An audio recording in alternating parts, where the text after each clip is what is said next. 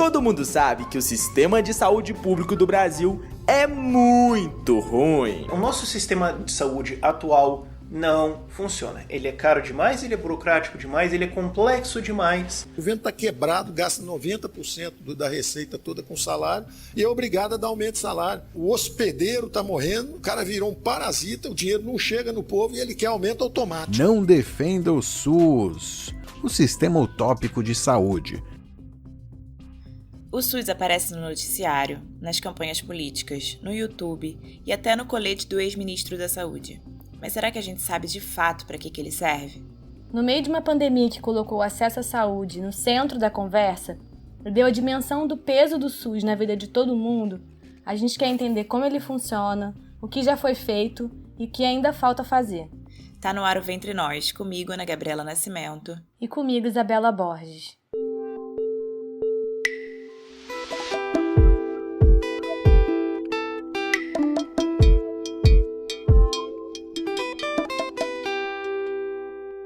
Esse é o segundo episódio da nossa série sobre o coronavírus. No primeiro, a gente falou com uma pessoa que teve Covid-19, nesse momento sem vacina, sem medicamento específico e com os hospitais em colapso. Para quem não ouviu ainda, escuta na sequência desse, porque ficou bem legal. Hoje, mais uma vez, gravando cada uma na nossa casa, né, Ana? A gente convida você a pensar a partir de coisas que ouvimos ou lemos bastante quando o assunto é saúde no Brasil, né? Seja nos noticiários ou no grupo da família, essas certezas constroem um imaginário coletivo, né? O problema é que muitas vezes ele confunde mais do que reflete as qualidades e os reais problemas do SUS. Pois é, uma frase que a gente escuta muito, por exemplo, é: a saúde pública no Brasil é horrível. Mas será que essa frase espelha a totalidade dos serviços? O SUS é um dos maiores e mais complexos sistemas do mundo. E abrange desde atendimentos simples, tipo medir a pressão arterial, até cirurgias de alta tecnologia de transplante de órgãos, passando por atuações em pesquisa, produção de ciência em saúde, fiscalização da qualidade de alimentos, regulamentação de remédios. Muita coisa, né? No total, somos mais de 200 milhões de brasileiros que têm, por lei, direito ao acesso universal, integral e gratuito à saúde. Durante esses 30 anos de SUS, ele foi responsável por importantes conquistas ligadas à expansão da cobertura de vacinas, queda da mortalidade infantil e até virou referência mundial em transplante de órgãos. A Bianca Leandro, sanitarista e servidora da Fundação Oswaldo Cruz, falou um pouco pra gente sobre esses princípios construídos ainda no nascimento do SUS, lá em 1988. Nós não temos um sistema que saiu do nada, né? Enquanto país, a gente está falando de um sistema que é caracterizado pela saúde como direito universal de todos. Formalmente assegurado em 1988 na Constituição Federal, tem lá um artigo, que é o artigo 196, que coloca: a saúde é um direito de todos e dever do Estado, né? Mas o que é ter saúde como um direito social, né? O que significaria isso? Significa que é algo para toda a população, como garantia de vida, né? Para que as pessoas possam viver. É uma garantia básica de que a sociedade tem o direito à saúde. É um direito social, não é um direito mercadológico. E antes disso, né? Por que isso foi tão importante? Porque antes de ser assegurada a saúde como um direito social e um direito universal, só tinha acesso aos equipamentos de saúde, a conseguir minimamente ser atendidos trabalhadores com carteira assinada, né, pois eles contribuíam para a Previdência Social. Eram que possivelmente muitas pessoas devem lembrar da sigla do INAMPS, né, que era o serviço que prestava esses atendimentos, né. Tinha algumas ações mais amplas para a população inteira, como algumas campanhas de algumas vacinas, né, mas de modo geral a maior parte da população não tinha saúde como um direito garantido. Essa mudança de perspectiva, né, essa mudança de paradigma que a Constituição de 1988 trouxe, foi essencial para que a gente mudasse completamente o nosso sistema de saúde e, de fato, construísse um sistema com diferentes níveis de atuação. Então, além desse acesso universal que eu já falei, né, que é a universalidade do sistema, que é garantir a saúde para todos e todas, independente de raça, cor, gênero, idade, né, o sistema também tem outras características, né, como a equidade. E o que é equidade? Seria a mesma coisa que igualdade? Bem, na verdade não, né? A equidade é um princípio que indica que nós somos diferentes, né? Eu, você, e por sermos diferentes, pessoas diferentes, temos necessidades de saúde diferentes. Desse modo, o sistema ele não deve agir igualmente, para todos, mas sim tem que prover para cada um de acordo com as suas necessidades. Tem um exemplo que eu gosto de dar, que pode ser um exemplo meio bobo, mas que eu acho que dá para materializar isso. Você tem uma laranja e 2 crianças, e as 2 crianças querem a laranja. Então, o que você faz? De modo geral, as pessoas dizem que partem a laranja ao meio e dão uma metade para cada criança. Aí vamos lá, então fazemos isso. E aí você dá essas metades para as crianças e aí você percebe que uma criança descasca a casca, fica com a casca e joga o suco fora. A outra criança chupa a laranja e joga a casca fora. Porque, na verdade, uma das crianças só queria a casca e a outra queria o suco. Então, se você ouvisse as crianças, você saberia o que elas queriam e com o mesmo recurso que você tem, você conseguiria sanar as 2 necessidades.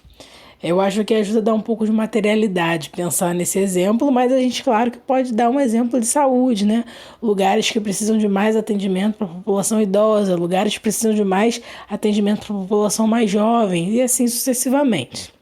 E o terceiro princípio que é importante a gente estar falando é o da integralidade, O sistema ele é integral em 2 sentidos. O primeiro, pois ele contempla ações de diferentes níveis e naturezas, seja de promoção da saúde, de prevenção ou de recuperação, Uma pessoa que está na rede, ela precisa de diferentes serviços, diferentes lógicas, Seja de uma consulta regular na atenção básica, no posto de saúde, ou para acompanhar a diabetes dela, ou então de uma cirurgia de catarata que ela tem que realizar em outro lugar, com uma outra complexidade. E a integralidade, também tem uma outra lógica, uma outra forma de pensar. É a integralidade no sistema de compreender que a pessoa ela não é só o dano físico, Não é só a questão física que interessa quando a gente pensa a pessoa no sistema de saúde, mas ela também tem o mental. E essa pessoa ela não está sozinha, no mundo, ela está articulada em algum círculo familiar, algum círculo próximo, que está em alguma comunidade. Então, o sistema tem esse sentido também de pensar a integralidade por essa lógica. E, por fim, a gente está falando de um sistema que é único, para todo o Brasil, com mais de 5.000 municípios, que tem desenhos diferentes e formas de se organizar diferentes de acordo com a realidade de cada município. E nesses lugares também tem necessidades diferentes, E aí, nesse sentido, é muito importante a gente ouvir a população e trazer a população para debater a saúde que ela quer, que ela precisa. Por conta disso, que um outro princípio importante que caracteriza o SUS é o controle social. O controle social ele é a materialização da participação social ou participação popular da população no sistema de saúde. Seja pelas vias formais, nós temos conselhos de saúde, seja conselho de unidade, conselho municipal, conselho estadual e até o conselho nacional, ou seja por vias alternativas, formação de coletivos, movimentos populares, toda essa luta social que a população faz pela sua melhoria, pela sua saúde, ela é um princípio do sistema, Ela conforma esse sistema de saúde que a gente tem. Outra coisa bem comum da gente ouvir e até pensar eu não preciso do SUS porque eu tenho um plano de saúde. Isso não é uma verdade. É importante deixar bem claro que todo mundo depende do SUS. E se não for no atendimento médico em uma unidade de saúde, vai ser de outros serviços prestados pelo sistema, direto ou indiretamente. Ainda mais se a gente pensar que a nossa saúde sempre vai depender da do outro. Ninguém vive sozinho e para a gente ficar bem, a comunidade, o bairro, a cidade onde a gente mora também precisam estar. Sim, nós não somos uma ilha e mesmo que nós fôssemos uma ilha, tem outras pessoas que estariam fora dessa ilha, Fora que 70% dos brasileiros não têm plano de saúde, ou seja, são muitas famílias que dependem totalmente do SUS. Você já tomou vacina? Já usou algum medicamento genérico ou pegou remédio na farmácia popular? Já foi atendido pelo SAMU?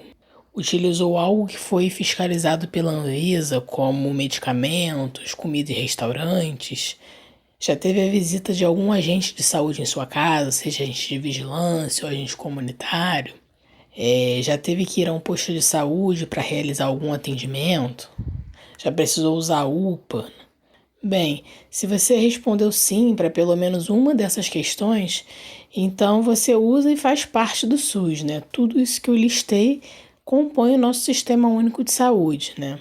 A gente está falando de um sistema, né, que é relevante para a maior parte da população brasileira e até para aqueles que às vezes dizem que não utilizam o SUS ou que não precisam do SUS. Na verdade, eles estão utilizando indiretamente, né? Todas as medidas coletivas que eu falei, como a vacinação e como a vigilância epidemiológica, eles também são beneficiados por essas ações, né? Então, a gente tem um sistema de saúde que vai muito além da assistência. Nesse contexto de colapso na saúde por causa do coronavírus, o SUS é sobrecarregado primeiro que o sistema privado. Isso porque a população mais pobre, que tem condições mais precárias de se isolar, é a maioria entre os usuários do SUS. Mais uma vez, a saúde pública se torna decisiva, mesmo diante de uma estrutura insuficiente. A média oferecida pelo SUS é de 1,4 leito de UTI para cada 10 mil habitantes, segundo a Associação de Medicina Intensiva Brasileira. A pandemia também mostra o quanto a gente tem uma desigualdade social imensa que só o sistema de saúde com as suas ações não irá dar conta, né?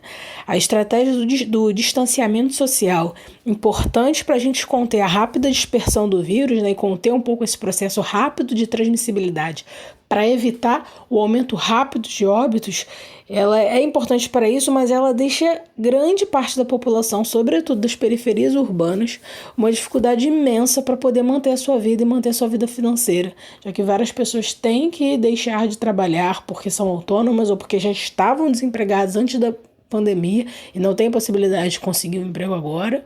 Então, ou a gente pensa a saúde articulada com outras iniciativas e interações sociais, ou eu acho que o colapso que a gente vai ter é muito grande. Assim, acho que a pandemia mostra que a saúde ela não é só assistência. A saúde é um conjunto de outros fatores que é necessário para que as pessoas possam ter uma vida digna e, atualmente, até sobreviver.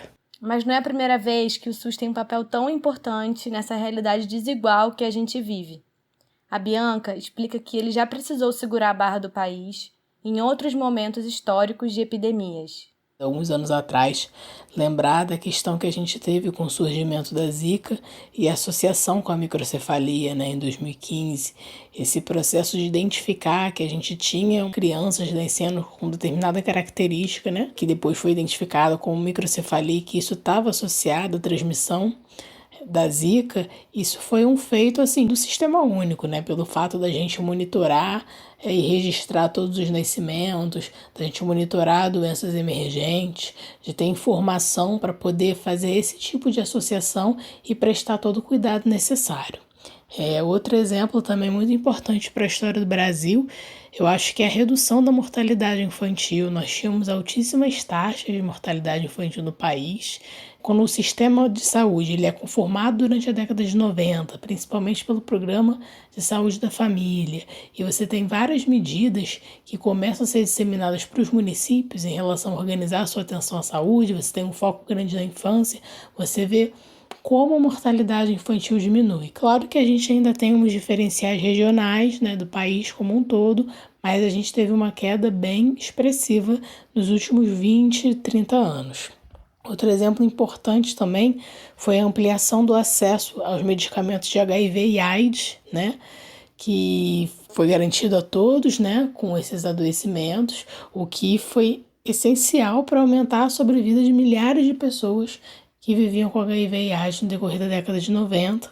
Tem até um documentário bem legal que tem no Netflix que se chama Carta para Além dos Muros, que conta um pouco do surgimento da epidemia da AIDS na década de 80, compara com os dias de hoje e apresenta o histórico do Brasil, né?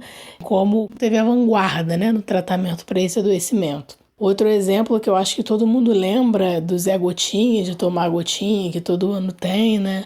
Às vezes algumas pessoas podem até lembrar de repente ter tomado a vacina da gotinha, que foi devido à erradicação da poliomielite, da paralisia infantil no Brasil, que a gente conseguiu, né? Tem outros países no mundo que não têm essa doença erradicada, e a gente conseguiu, assim, devido a uma grande expansão, né, de um sistema de saúde que está em todos os lugares minimamente. Ainda falando em vacinação, a gente teve uma expansão bem grande da cobertura vacinal, o que diminuiu bastante diversas doenças na infância e evitou diversas mortes também. A própria expansão da atenção básica em todo o território nacional. Hoje, atualmente, a gente tem em torno de 65% do território do Brasil coberto pela Estratégia de Saúde da Família. Claro que a gente pode discutir, né, que cobertura é essa, né, as faltas de médicos, mas a gente sabe que em muitos lugares aquele postinho que existe, é a saúde da família, é um outro tipo de cuidado que não é o cuidado hospitalar que faz a diferença para esses territórios. Sem contar também que a gente tem uma grande rede de formação permanente de instituições de ensino, de pesquisa de ciências ligadas ao Sistema Único de Saúde, como a Fiocruz, e que fazem diferença, né, quando a gente pensa em pesquisas aplicadas para a saúde. E eu acho que eu já falei um pouco antes também, a gente é referência mundial para a realização de transplantes, né? Então eu acho que todos esses exemplos mostram como o sistema ele é essencial em diferentes níveis de complexidade, né? E em todo o território também do nosso país. Bom, mas voltando para as frases que a gente botou aí no começo do episódio e as que a gente costuma escutar por aí, a famosa mas sistemas de saúde privados funcionam melhor, também é outra ideia que a gente precisa desmistificar. Nos Estados Unidos, em 2018, 27 milhões de norte-americanos não tinham plano de saúde, de acordo com dados do censo de lá. Isso faz com que muita gente nem sequer possa tentar ser atendido sem gastar muito dinheiro, mesmo fora da pandemia. E claro que quem não pode pagar por um bom plano está morrendo muito mais. Um exemplo disso é o que vem acontecendo com as populações negras e latinas, que historicamente têm menos possibilidades de pagar por saúde. Em Chicago, só 30% dos moradores são negros, mas 70% das mortes causadas por coronavírus foram de pacientes negros até meados de abril. A saúde em si ela não é gratuita, né? Não significa que ninguém paga. Na verdade, todos nós pagamos com os nossos impostos, então há um investimento social nesse processo. E no mundo todo, os diferentes países organizaram seus sistemas de saúde de acordo com a sua história, valores culturais. Os Estados Unidos não é diferente disso. Ele é um país que preza pelo direito individual e entende a saúde como uma mercadoria. Mas não há nada público lá? Sim, há. Há serviços voltados prioritariamente para a população mais idosa e os mais pobres. Mas o grosso da população segue na lógica do seguro ou plano de saúde. Quem não tem, fica em uma situação bem complicada. Ou seja, há um modelo de fragilidade no enfrentamento da epidemia até agora, com um sistema primordialmente privado que exclui boa parte da população. Teve um professor de medicina social da Universidade da Carolina do Norte que disse que dezenas de milhões de pessoas não têm cobertura e podem ter medo de ir a um hospital ou fazer alguns testes por conta dos custos atrelados a estes atendimentos. Então, no que um sistema universal colabora nesse momento? Além de pressionar para que, de modo público, se amplie a estrutura e a capacidade instalada para dar conta do aumento dos casos, também conseguir, junto com outras políticas sociais de assistência, urbanismo e educacional, conter a dispersão do vírus, para que o número de infectados não suba muito. E, em grande medida, enfrentar a epidemia de modo a conter o grande número de óbitos, né? Desse modo, uma sociedade com sistemas fragilizados ou com uma lógica de cobertura parcial tende a deixar a população mais exposta ao risco de morte por se infectar ou a sequelas do agravamento. Outra coisa muito comum da gente ouvir é o SUS custa muito caro para o governo gasta muito com o SUS. Faz sentido falar essas coisas? Em 2018, foram investidos R$5 mil por pessoa em saúde. Isso durante o ano todo, tá? Essa média deixou o Brasil em 37º lugar em uma lista de 44 países. Outra maneira da gente entender como o nosso país investe muito menos do que deveria no seu sistema universal é olhando para o Produto Interno Bruto.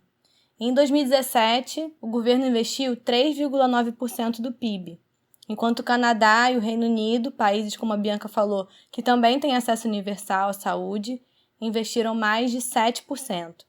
Agora, em resposta ao coronavírus, o governo Bolsonaro gastou o equivalente a 2,9% do PIB. De novo, uma parcela muito aquém dos outros países em pandemia. Ainda mais com esse PIBinho que a gente teve no último ano, antes da crise ainda. Nossa porcentagem ficou abaixo da média do G20, grupo que inclui países ricos e emergentes. Não é à toa que a cada dia números de mortos e doentes por aqui crescem em projeções assustadoras. Em termos históricos, né, a gente tem um desafio histórico relacionado ao baixo investimento público no sistema de saúde. De todo o gasto que se tem com a saúde, estima-se que 55% é gasto público e demais é gasto privado, gasto individual, com medicamentos, com planos de saúde, né? A gente tem uma emenda constitucional que foi aprovada no governo Temer que congela por 20 anos a possibilidade de aumento nos gastos com saúde e educação. Mas eu acho que essa pandemia vem mostrando que é impossível manter um cenário sem aumentar os gastos na saúde, né? Não gosto da palavra gasto, né? O investimento na saúde. Precisamos investir em um sistema público, né? Que tem aí a perspectiva de atender mais de 200 milhões de pessoas e não o contrário, não aumentar a privatização da saúde. Não encarar a saúde como prioridade politicamente, além de significar baixo investimento, dá margem para outros problemas, como corrupção, porque falta fiscalização, e condições de trabalho ruins para profissionais de saúde, como explica a Bianca. Defender o SUS não significa dizer que ele não tem problemas ou dificuldades, né? Eu acho que não se trata só de enumerar as coisas boas ou inspiradoras que temos enquanto sistema brasileiro, mas também listar os desafios e as dificuldades para que a gente possa melhorar o sistema, apontar onde está o erro. Eu acho que a gente não tem que fazer uma defesa acrítica, né? A gente tem um desafio enorme da questão da corrupção, das compras superfaturadas, então tem aí a dificuldade de se fazer uma gestão transparente desses recursos que nós temos para investir, né? Embora os órgãos de fiscalização tenham melhorado bastante nos últimos anos, né? Como a gente tem municípios bem diferentes, né, alguns com mais recursos financeiros que outros, o sistema precisa funcionar em rede. Pois, por exemplo, não é todo município que terá uma ressonância magnética ou um hospital especializado em cirurgias de câncer. Nesse sentido, o desafio de fazer a regionalização da atenção à saúde e a regulação é um desafio bem importante. A atenção primária ou atenção básica também tem seus desafios, sobretudo em relação à fixação de médicos nos interiores e nas periferias. O programa dos Mais Médicos que nós tínhamos, ele amenizou um pouco esse quadro. Em relação ao que a pandemia mostra, eu acho que ela escancara esses desafios que eu já falei e também mostra outros, como a quantidade de profissionais que temos, né? É difícil manter, não adianta a gente aumentar leito se não vai ter equipe para dar conta do leito, por exemplo, né? A nossa própria capacidade de leito está abaixo do que é necessário para o sistema não colapsar. E aí não colapsar é a capacidade tanto pública quanto privada, pois não é à toa que a rede privada está se movimentando para apoiar a construção de diversos hospitais de campanha pelo país. Eu acho que é importante nesse período aí de isolamento social, distanciamento, que a gente também possa pensar que enquanto pessoas, indivíduos, coletivos, movimentos, que os governantes, né, o poder público como um todo não está prestando um favor para a gente, né? Ter a saúde não é um favor, na verdade é um direito que eu acho que a gente cotidianamente tem que lutar por ele. Então é isso, eu acho que saúde é um direito, saúde não é um favor, saúde não é mercadoria e construir um sistema de saúde não é uma coisa fácil também, né? A gente tem os desafios cotidianos de quem está, para além de pensar a política, que eu falei aqui de alguns aspectos políticos, do acesso, da equidade, da integralidade, mas pensar a micropolítica do funcionamento também é um outro tipo de desafio para aqueles profissionais que estão na ponta, que estão aí construindo a rede, ou que estão nos espaços formativos. Então, por tudo que a Bianca explicou pra gente, acho que deu para entender que definitivamente a gente precisa defender o SUS. Sem ele, sem os seus profissionais, é caos total. Claro que a gente tem críticas e que muita coisa ainda precisa ser feita, mas não com a intenção de engrossar um coro de gente interessada em injetar dinheiro público no setor privado e sufocar o direito universal à saúde. Discurso muitas vezes propagado a 7 ventos, como se fosse a coisa mais inteligente do mundo. E quando a gente fala em defender o SUS aqui, do que a gente está falando, afinal de contas, né? Eu acho que antes de qualquer coisa, de combater esse tipo de discurso desinformado, generalizante, que desacredita tudo que é produzido dentro do nosso país. E, mais uma vez, não é defesa acrítica, é uma defesa para que melhore, para que avance, para que chegue a mais gente com mais qualidade. E é o que a gente falou desde o começo, né? A luta também é discursiva. Sim, com certeza. Ainda mais que se a gente pensar que muita gente trabalhou, muita gente batalhou para que o SUS fosse construído há muito tempo, muita gente séria. Então, durante a pesquisa para para esse programa, eu encontrei muito conteúdo massacrando o SUS, né, com todo esse discurso que você acabou de falar, né, generalizante, se achando muito esperto, né, baseado em coisa nenhuma. E é isso, a gente tem que batalhar por esse espaço de discurso, porque essas pessoas estão em vários lugares, elas estão no YouTube, elas estão produzindo conteúdo todos os dias, em vários nichos, né, em várias escalas de audiência.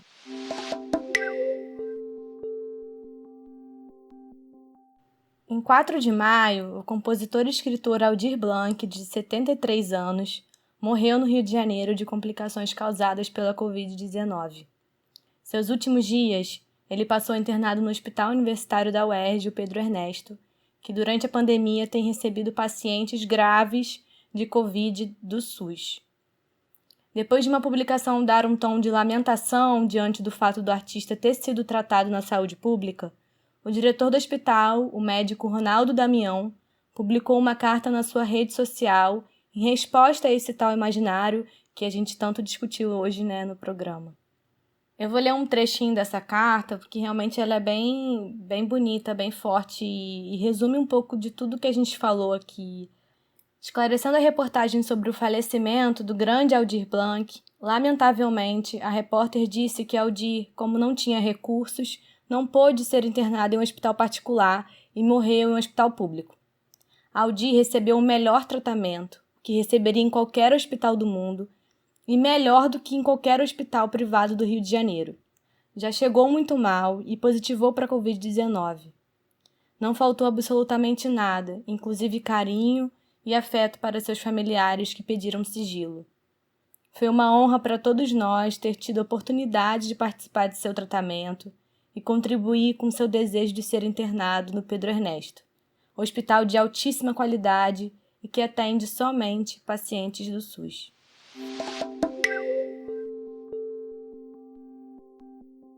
É isso, gente. O Ventre Nós está terminando. A gente queria agradecer muito a Bianca pela entrevista. Durante a pandemia, ela e outras trabalhadoras da Fiocruz se articularam com coletivos da comunidade de Manguinhos, que fica ali perto da fundação, e elas estão arrecadando apoio para distribuir frutas, legumes e verduras para as famílias daquela área. Elas montaram uma vaquinha online e dá para fazer doações de qualquer lugar do Brasil. No Instagram, @solidariedade_em_manguinhos, você encontra todas as informações para colaborar. A gente vai deixar o Instagram também na descrição do episódio. Muito obrigada quem escutou até agora. Compartilhem esse programa com pessoas que vocês acham que precisam ouvir esse papo que a gente teve hoje sobre o SUS. Obrigada, gente, por ouvirem. A gente sempre pede para vocês seguirem a gente nas redes sociais. A gente está no Facebook, no Instagram, como Ventre Nós. E a gente conta com a participação, com o retorno de vocês para essa série que ainda está em produção. Até a próxima, um beijão. Até a próxima, se cuidem. A saúde está entrelaçada em uma rede de determinação social que importa desde a unidade de saúde que eu vou, o medicamento que eu utilizo, que eu tenho ou não tenho acesso, até o local onde eu moro, o acesso que tenho à água tratada ou que eu não tenho, o fato de me deslocar mais de 2 horas para trabalhar em transportes lotados, o quanto tenho para poder me alimentar. Então, tudo isso vai, ser condicionante, determinante no meu estado de saúde individual e no estado de saúde da população, no coletivo, em um lugar, em uma comunidade. Pode Sim, uma central de podcasts produzidos e apresentados por mulheres.